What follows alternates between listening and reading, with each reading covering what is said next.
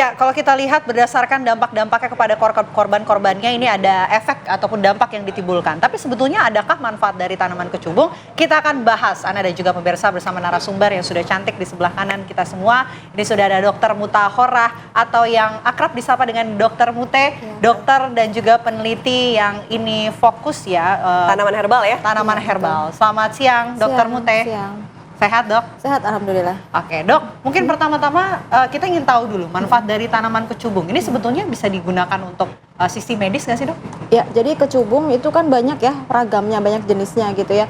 Dan memang dia tanaman yang tumbuh di daerah tropis dan subtropis. Jadi tidak hanya di Indonesia gitu ya, banyak tumbuh di yang daerah subtropis juga. Memang secara pengobatan tradisional, baik itu tradisional India atau yang dikenal dengan Ayurveda dan juga pengobatan tradisional Cina, itu memang sudah biasa digunakan sebagai obat tradisional. Salah satunya yaitu untuk asma ya, mengatasi gangguan asma, kemudian juga nyeri. Di Indonesia pun demikian. Juga banyak di Indonesia itu sudah banyak digunakan sebagai tanaman obat tradisional. Tetapi karena efek sampingnya itu yang sering disalahgunakan, yaitu halusinasi ya, efeknya halusinasi. Jadi merasa senang berlebih, kemudian ada juga efek adiksi, kecanduan gitu ya, kemudian juga ada efek delirium, penurunan kesadaran gitu ya, sehingga dia linglung. Nah, maka itulah yang betul-betul dikontrol penggunaannya. Bahkan sudah dilarang ya untuk penggunaan dari kecubung ini gitu. Artinya sudah ada pembatasan penggunaan kecubung. Nah, kalau misalnya kita lihat dari efek negatif yang dikeluarkan oleh tanaman kecubung ini sendiri ya, apa saja kemudian yang berefek? Apakah kemudian akan merusak otak, jaringan-jaringan atau seperti apa? Iya, betul. Jadi yang dirusak karena dia memiliki zat aktif alkaloid propan ya, seperti skopolamin, hisiamin, kemudian atropin dan juga katinon. Dia fungsi seperti ganja ya. Jadi dia memang memiliki halusinasi, euforia, dan juga dia dapat meningkatkan denyut jantung. Nah, karena meningkatkan denyut jantung inilah yang menjadi faktor resiko terjadinya stroke, kemudian tekanan darah meningkat ya, kemudian juga gagal jantung dan berujung kematian. Oke. Tapi kalau kita lihat dari kasus-kasus korban-korban ini sampai dilarikan ke rumah sakit jiwa. Ini apa dampaknya? Apakah juga sampai gangguan jiwa, kelainan kejiwaan? Iya, biasanya pada saat setelah reda ya efeknya, misalnya habis mengkonsumsi buahnya gitu ya, reda efeknya, dia cenderung ada cemas berlebih, kemudian depresi. Makanya pada kasus-kasus ini penanganannya selain secara kegawat daruratan, pada saat sudah kegawat daruratan tertangani, ada perawatan lanjutan, yaitu biasanya oleh dokter spesialis kedokteran jiwa atau psikiatri gitu. Dokter, kalau sejauh ini biasanya untuk kecubung sendiri digunakan sebagai apa? Kalau di Kalimantan kan biasanya dipakai untuk meminum teh begitu ya, tapi tadi dikatakan juga banyak yang disalahgunakan. Ini sebenarnya disalahgunakan dalam artian untuk apa begitu? Iya, jadi memang kalau secara efek obat tradisionalnya itu biasanya digunakan untuk asma ya. Jadi dia memperlebar bronkus, artinya bronkodilator. Jadi pada saat asma itu kan menyempit ya saluran pernapasan. Nah, itu dengan menguap kecubung itu dijadikan uap, itu akan melebarkan saluran pernapasan. Terus kemudian juga untuk mengatasi nyeri. Jadi pada saat kasus terkilir itu biasanya digunakan daunnya gitu ya, diremas-remas kemudian dilakukan tempel.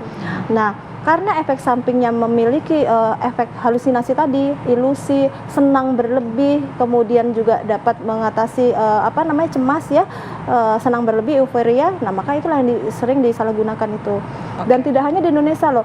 Sejak tahun 1993 itu laporan dari Asosiasi America of Poison Control Center itu tahun 1993 itu udah 318 kasus efek penyalahgunaan. Jadi memang sering disalahgunakan gitu.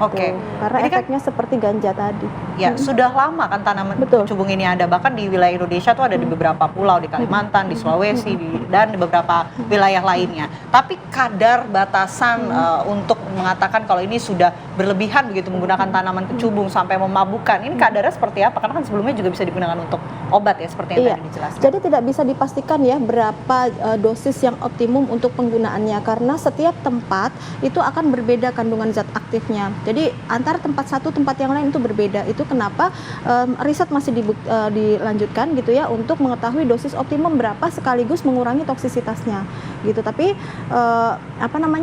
ini kan ngaruh sama efek sampingnya ya, efek samping, kemudian juga pada saat keracunan dia berapa lama sampai tidak sadarnya, karena kan efek samping sampai tidak sadar gitu. Oke, dokter, kan penggunaan ini sudah lama tadi dikatakan. Nah, kalau untuk saat ini ya, regulasinya seperti apa, legalitasnya seperti apa di dunia kedokteran, di dunia medis? Jadi kalau di dunia medis pengobatan tradisional masih digunakan, tetapi karena ada kasus ini memang Badan POM melarang pada akhirnya gitu untuk dijadikan obat tradisional. Jadi ini termasuk tanaman yang beracun begitu. Oke, jadi memang sudah ada aturan yang mengatakan bahwa tidak bisa menggunakan tanaman ini secara sembarangan begitu ya.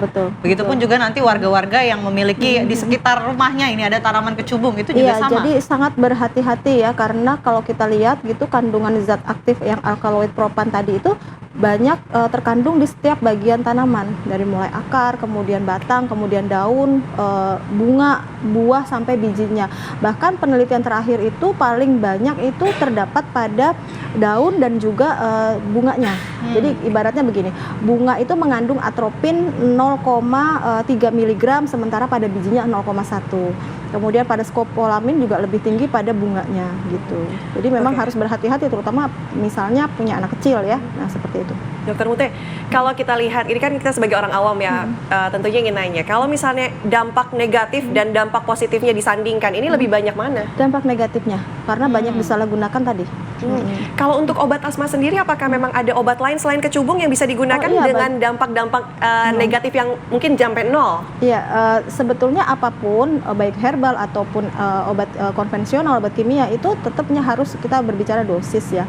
Harus tepat dosisnya agar terapinya juga berjalan gitu. Jadi tidak bisa misalnya taruhlah kita pakai obat yang lain gitu ya, yang mempunyai efek yang sama gitu, tetap kita harus melihat dosisnya dan juga jangan berlebihan. Makanya perlunya ini dikonsultasikan oleh dokter gitu. Oke, tapi sejauh ini berarti banyak yang memang memberikan dampak negatif begitu. Tapi masih banyak dokter masyarakat di luar sana yang belum mengetahui bahwa tanaman kecubung ini legalitasnya sudah resmi dilarang, bahkan memberikan dampak negatif. Mungkin dokter nih sebagai orang yang memahami lah tanaman kecubung dari sisi medis bisa memberikan himbauan.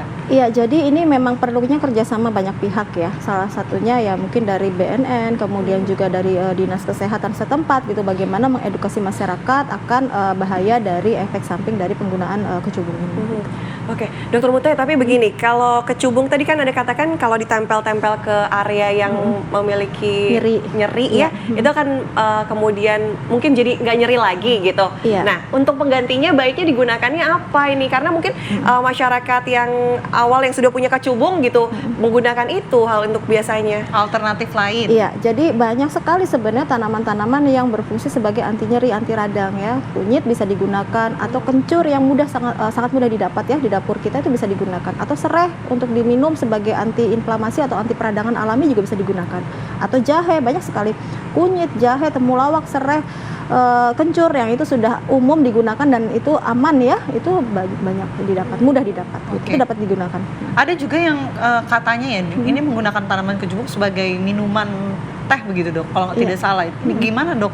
Bahayanya seperti apa? Jadi memang selama ini memang digunakan sebagai obat tradisional kalau dosisnya tidak disalahgunakan. Ini kan permasalahan adalah efeknya yang disalahgunakan sehingga timbul sampai gangguan dan kematian ya. Nah, karena itu. Jadi kalau misalnya untuk dosis yang pasti memang tidak bisa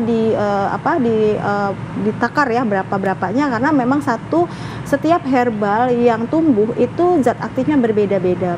Kemudian yang kedua, berapa banyak yang digunakan. Terus kemudian kembali ke orangnya, metabolisme orang tersebut bagaimana. Jadi antara satu dengan individu satu dengan yang lain tidak bisa disamakan. Oke, dok, mungkin terakhir penasaran.